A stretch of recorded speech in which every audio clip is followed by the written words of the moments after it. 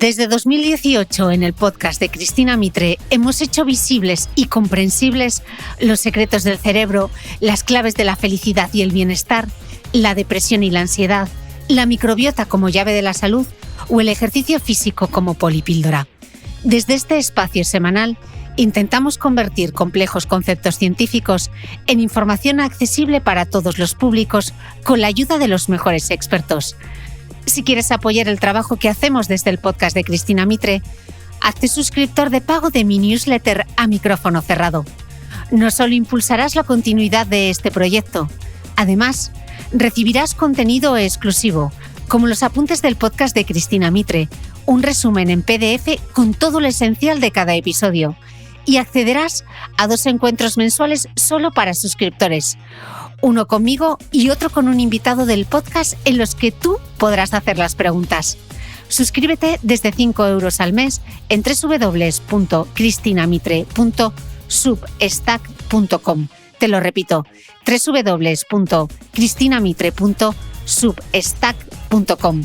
Te dejaré también link directo en el post de este episodio que, como siempre, comparto en mi blog de beautymail.es.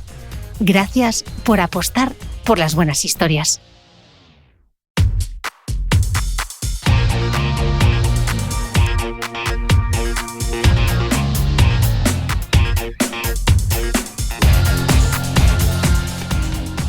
Hola, soy Cristina Mitre, periodista y autora del blog de Beauty Mail.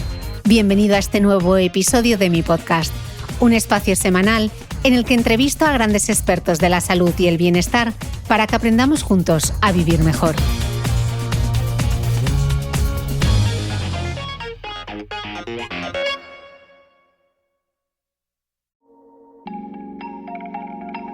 Dice Rodrigo Cuevas, mi invitado en esta nueva entrevista, que si te apropias de aquello por lo que intentan despreciarte, ya no podrán hacerlo.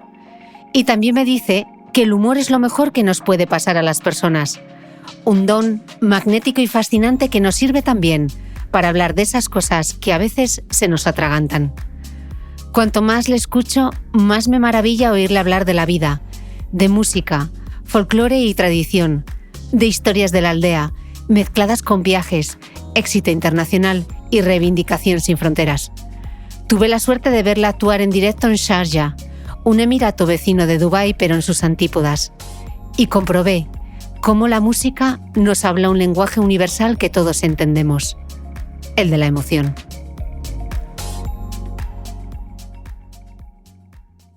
Rodrigo Cuevas, bienvenido al podcast. Buenos días, Cristina, ¿qué tal? Yo estoy fenomenal, con mucha ilusión de que estés aquí porque nos ha costado COVID mediante y muchos kilómetros y muchas quedadas, pero al final lo hemos conseguido, así que muy feliz de que estés aquí, la verdad. Igualmente, muchas gracias por invitarme. Y poder grabar aquí en directo en Astura, que ya me han pasado hasta la carta y yo ya sé lo que voy a tomar luego, que voy a tomar arroz con pitu de Calella, no sé lo que vas a pedir tú. Hombre, pues habrá que tomar un arroz con pitu también. Pero antes vamos a empezar por lo importante, porque las historias, Rodrigo, tú que eres un gran contador de historias, hay que contarlas por el principio. Uh-huh. Y yo sé que tu primer flechazo con la música fue ya en el colegio, que tenías un grupo musical que se llamaba Pentagrama. Madre, ¿cómo estudiaste? ¿Viste cómo estudié? Me hice un research ahí por YouTube impresionante. De ahí estudias 10 años en el Conservatorio de Oviedo. De hecho, tienes el grado medio de piano y tuba. He tenido que mirar cómo es una tuba, Rodrigo, porque no tenía ni idea de qué demonios era una tuba. Y he aprendido, fíjate, que si desmontas una tuba puede llegar a medir 7 metros. Entonces, sí. Me estoy imaginando ese pequeño Rodrigo Cuevas con ese pedazo. Con 7 metros de tubo. Con 7 metros de tubo. ¿Cómo llega Rodrigo Cuevas, un niño, a tocar ese instrumento? Quiero que me cuentes además, porque creo que hay una anécdota muy divertida con una profesora de música. Sí. Así que vamos a hacer ese viaje al pasado primero. Vale, yo estudiaba piano, que es un instrumento como más normal, ¿no? Que casi todo el mundo estudia.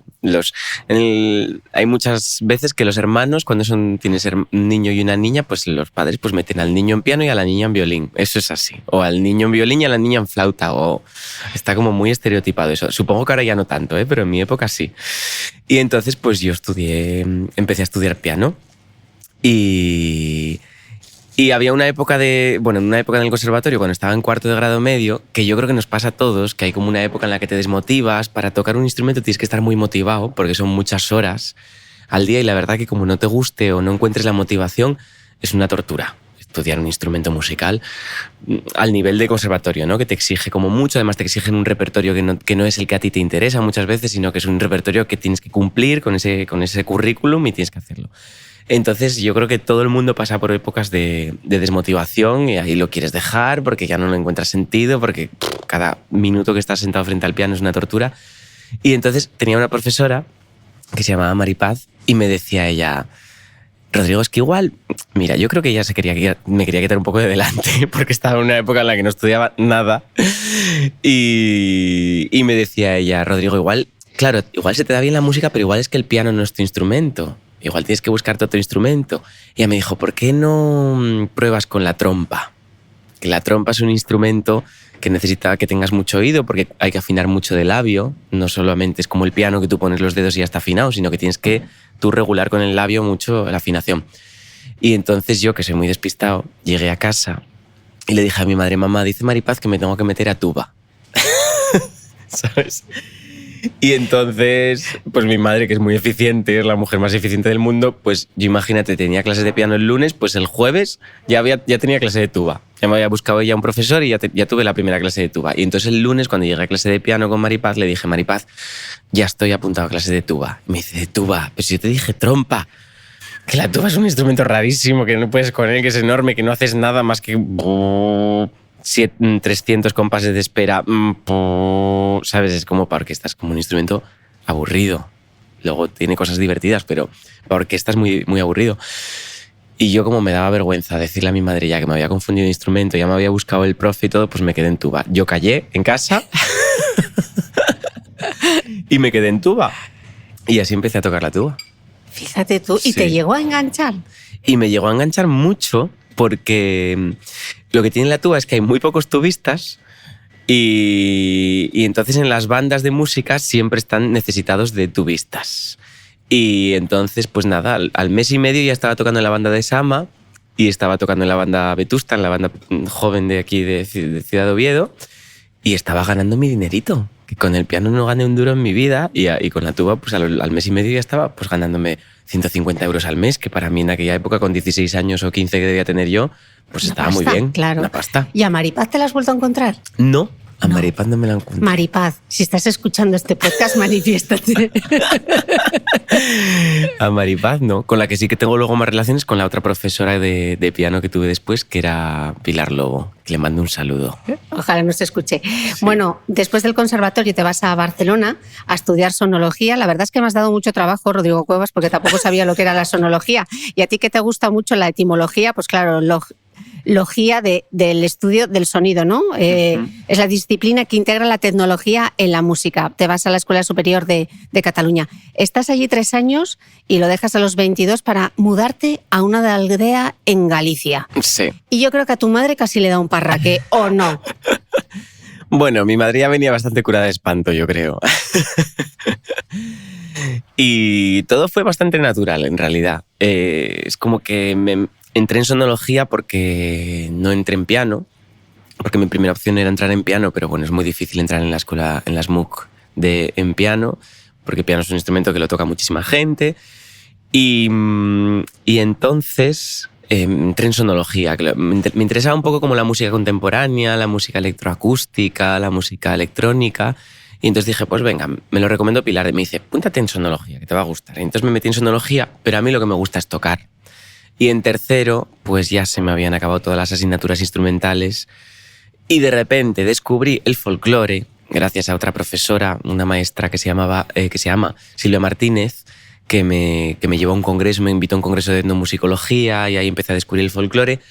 Y yo dije: mira, sonología no es lo mío, yo no quiero hacer más ecuaciones, yo odiaba las matemáticas, odiaba la física. Claro, estuve mirando lo que estudiabas y estudiabas física y matemáticas. Física todo el rato y matemáticas, y era como: no quiero más, no quiero hacer integrales, no quiero hacer derivadas, no me gusta, o sea, me explota la cabeza y no me satisface.